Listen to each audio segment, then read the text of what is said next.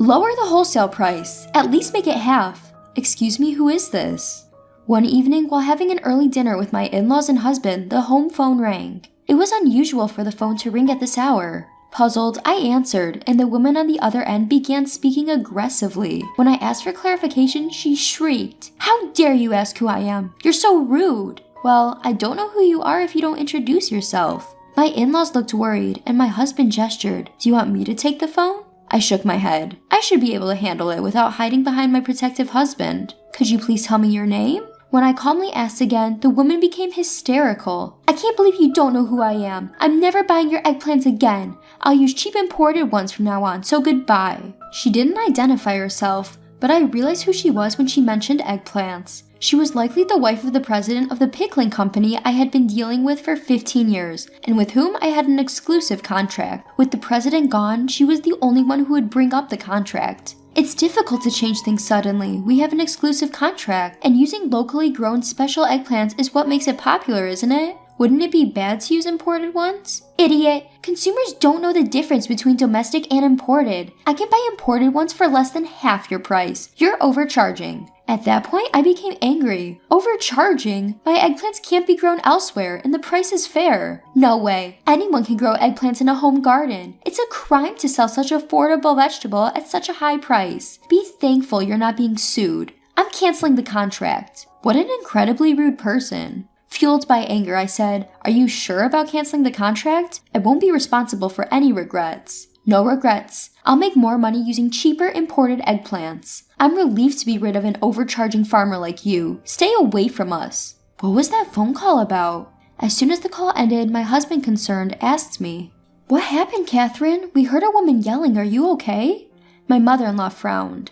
I began explaining to my family. I'm Catherine, 49 years old. I am a full-time eggplant farmer for pickles. I've been married to my husband, the eldest son of a rice farming family, for over 20 years. Our daughter lives alone in the city as a college student, and our son just got a job in the city after graduating from college. My son told me, "I'll come back when I find a bride," but I don't rely on that too much. My energetic in-laws and husband, who are approaching 80, are growing rice in their family home, while I and some part-timers are growing eggplants for pickling. The start of eggplant production was 15 years ago. In my hometown, small pickling eggplants have been famous since ancient times. However, these eggplants, while incredibly delicious, were known to be difficult to cultivate. They were weak against diseases and pests and would wither quickly. When I started selling them in small quantities at local direct sales outlets, I was approached by a local pickle company to enter into an exclusive contract. Due to the difficulty of cultivation, the exclusive contract offered a considerably higher price than selling regular eggplants in the market.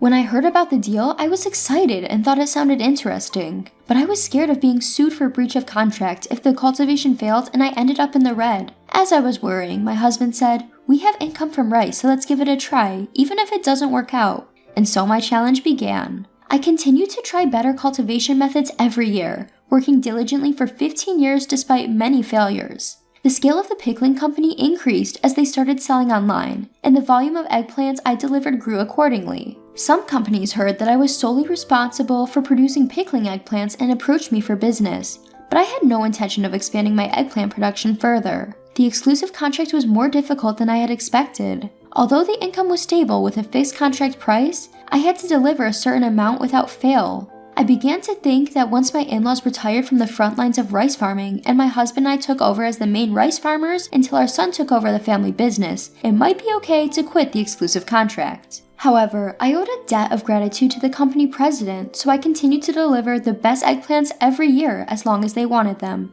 But last month, the situation changed drastically. At the beginning of last month, the company president collapsed at the factory and never returned. The president passed away last month, right? Hasn't it been 49 days yet? My mother-in-law murmurs. It was so sudden, poor thing. My mother-in-law sympathizes with the president, making a pained face. It's a relief that there's a successor, but he won't be able to return for a while, right? To my husband's words, my father-in-law responds. He was training at another pickling company. The president's son, who was supposed to become the next president, is studying know-how at another pickling company and is in charge of important transactions, so he can't quit right away. While the son is away, the president's secretary and executives were discussing how to keep the business going when the president's wife suddenly interfered, causing turmoil within the company, which I had also briefly heard about. I wonder if the president's wife can't mourn her husband's sudden death or observe a period of mourning. She should have other things to do. Everyone nods in agreement with my mother-in-law's grumbling. Anyway, I'll check the situation. I'd be in trouble if the contract was unilaterally terminated. I called the president's secretary the next day. Did you get a call too, Catherine? I'm so sorry. You seem very tired. Are you okay? The president's secretary, who usually had a lively atmosphere, had a quite downcast voice. It's not okay. I think our company is going to go bankrupt. I've been let go, so I can't help anymore. I'm sorry.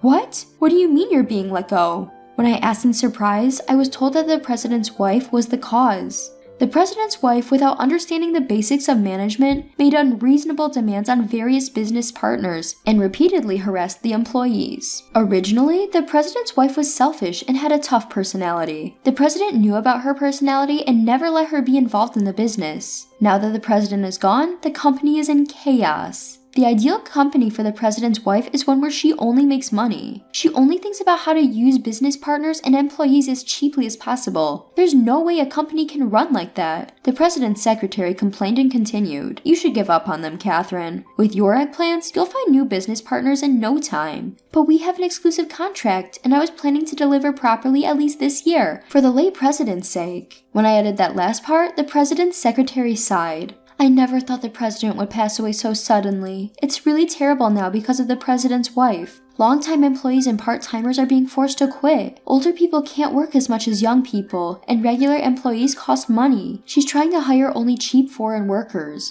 Our pickles taste is our selling point, so there's nothing more valuable than experienced employees. Talent is treasure. Even though there's an exclusive contract, she doesn't understand common sense. It's best to get away. That's how far it went. I was horrified. After the call, I immediately consulted with my husband. Maybe it's time to cut ties, but there's the contract. My husband muttered with a troubled face. Yes, we've exchanged official documents. A few days later, we officially received documents stating that the pickle company was breaking the contract. What is this? Even to an amateur, this looks like nonsense, doesn't it? I thought the secretary was a decent person. The documents were so sloppy that we couldn't help but let out these words. Seeing that, both my husband and I made up our minds. We're not at fault, and luckily, it's before planting season, so it might be a good time to quit. My husband's words made me lean towards quitting, but I was worried about the reduced income over the summer, the part-timers, and various other things. We had struggled and experimented until now, and things were finally going well. I didn't find it amusing to be suddenly forced to quit for such an unreasonable reason. My husband nodded at my words. Let's think about income and the future later. I can't forgive the way she treated you, Catherine. It's their loss. They can't have cheap, low-quality imports bought just because they're cheap and the highest quality products made by us farmers with pride lumped together. That's true. So, my husband and I decided to stop the exclusive contract from this year and not deliver eggplants even if they begged. Then summer came. After I quit the exclusive contract, several pickle companies immediately offered contracts, and my husband and I carefully considered and contracted the best conditions, increasing our income by about 20%. We found a new shipment destinations for the eggplants, and as we worked busily every day, I almost forgot about the rude president's wife. One day, my mother-in-law came to my workplace with an eggplant pickle. Catherine, this is awful, look. It says locally produced, but that's not true, right? My mother-in-law brought this year's eggplant pickles from the pickle company. They said they'd use imported ones, but it says locally produced here. I was surprised when I looked at the package. Let's try it anyway? Upon my mother-in-law's suggestion, my father-in-law, husband, and the part-timers gathered to taste it, and the flavor was completely different than before. There's no way this is locally produced. First of all, it's not bite-sized. They're using large eggplants and pickling them. They're treating consumers like fools. My mother-in-law asserted with a stern face. The taste is strange too. It doesn't feel like it's just gone bad, it's like it's gone rotten. The part-timer also made a harsh comment. Could it be that the president's wife is lying about the imported products being local? But honestly, I thought she might do something like that.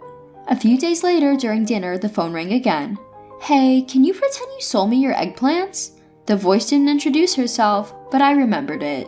It was the president's wife. I don't remember selling you eggplants, and you're asking me to lie? Yes, if you say so, it'll save our company.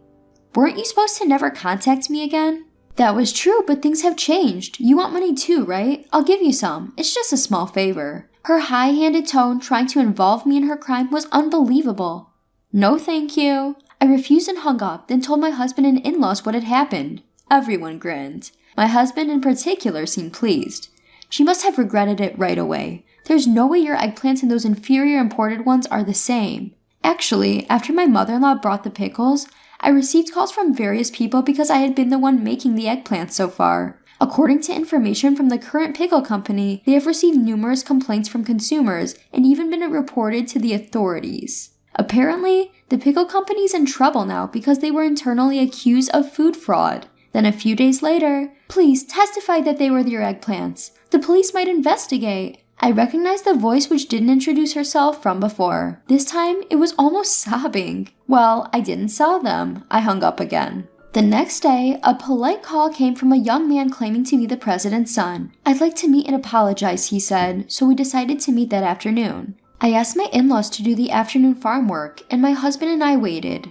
A young man, another young man, and a flashy older woman arrived. One was the president's son, the other his current secretary, and the woman was the president's wife. The two men were very polite, but the president's wife had a sullen attitude. Skipping greetings, the son forced the president's wife to bow her head, and they both prostrated themselves. Rubbing their heads on the floor, they apologized. Although I know the situation, is there any way you could supply eggplants again? The son pleaded, but I refused. I'm sorry, but it's impossible. You terminated our exclusive contract. I felt sorry for the son, but considering the president's wife's attitude and that we already had a contract with another company, it was truly impossible. He understood when I told him my honest feelings. Far from it, the president's son seemed to think it was only natural that I would refuse. I guess you're right. I'm very sorry for this. We unilaterally terminated the exclusive contract due to our circumstances, so we'll pay the penalty as initially agreed upon. He easily gave up and began preparing the documents with his secretary. Then, the president's wife widened her eyes. What are you thinking?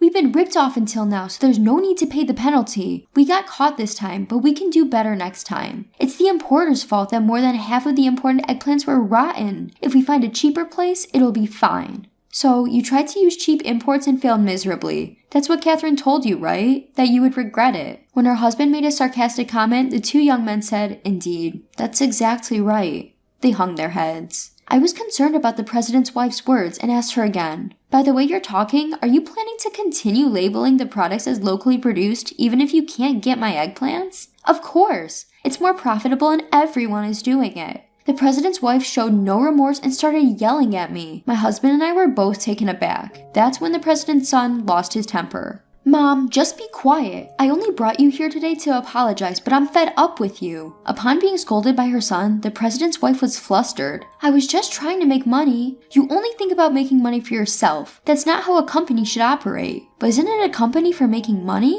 I was irritated by the clueless president's wife. Although on a different scale, I also employ part-time workers. It's not right to think that it's okay to lie as long as you make a profit. I believe that a fair relationship, where both employees and contracted farmers like us can make legitimate profits, is the right one. It's wrong for only one side to profit. At my words, the son, the young secretary, and my husband all nodded. "You're right, Mom. Who doesn't understand that is finished as a person at the company. I'll cut ties with her. However, she needs to take responsibility for ruining Dad's company." Upon hearing her son's declaration of disownment, the president's wife seemed to be affected for the first time. She was so shocked she turned pale and silent. She suddenly became stunned and docile. After that, the case was deemed malicious, involving intentional mislabeling of the origin. It was written in bold letters in the local newspaper that the police had started investigating for fraud, and it became a big news story in the area for a while. The pickle company eventually went bankrupt, and the president's wife was abandoned penniless by her son, fearing prosecution and living in hiding. The president's son and the veteran employees who returned at his call are working hard to deal with the aftermath and establish a new company. I received the penalty for the breach of the exclusive contract, and the matter was settled. Since then, my son has returned and decided to take over the farm. He seems to have found a bride who will happily work on the farm with him. With the happy news, our family's daily life has become very enjoyable.